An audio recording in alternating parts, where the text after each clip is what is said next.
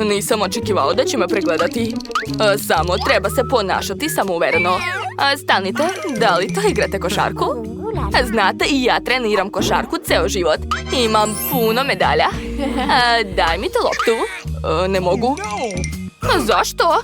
Gotov sam. Ostaje mi samo jedno. Da bežim. Stani! Svakako ću te uhvatiti. Mladiću, šta radite? Ovdje nije košarkaški teren. Sedite. Oho, prepoznao sam vas. Vi ste Quentin Smith. Juče sam gledao vašu utakmicu. Dajte mi svoj autogram, molim vas. Autogram? Nema problema.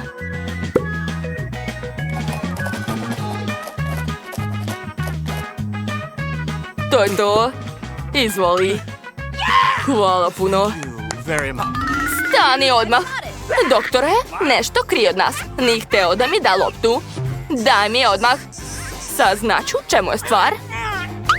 Šta se ovdje dešava? Ništa vam neću dati. Jao. Znate šta? Moram da idem. Sve najlepše. Ćao, ćao.